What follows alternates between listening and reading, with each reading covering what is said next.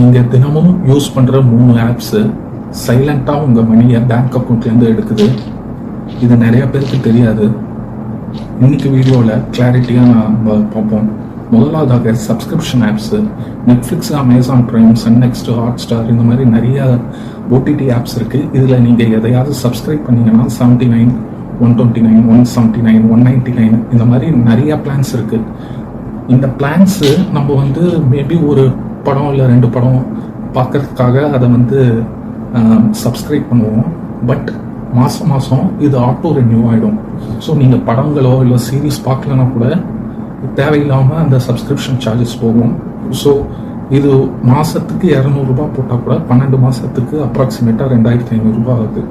இரண்டாவதாக food delivery apps, Zomato, Swiggy, இந்த மாதிரி நம்ம ஃபுட் டெலிவரி ஆப்ஸ் யூஸ் பண்ணுறோம்.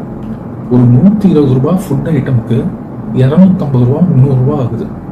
ஆல்மோஸ்ட் டபுள் த ரேட் அவன் ஜிஎஸ்டி ப்ளஸ் டெலிவரி சார்ஜஸ், அப்புறம் ரெயின் சர்சார்ஜ், இந்த மாதிரி பல சார்ஜஸில் வருது.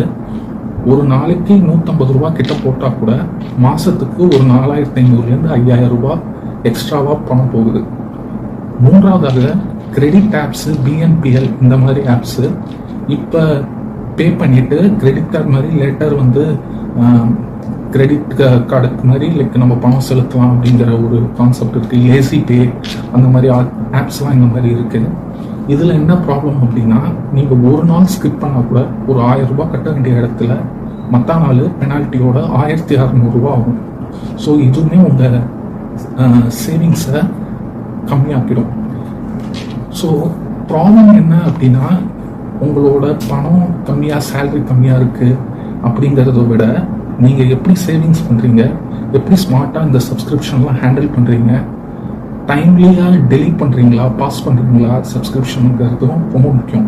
So more then managing apps, you should have the awareness of using your apps. இந்த வீடியோ உங்களுக்கு பிடிச்சிருக்குன்னு நினைக்கிறேன். கூடிய விரைவில் ஒரு வீடியோவில் சந்திப்போம். அதுவரை நன்றி, வணக்கம்.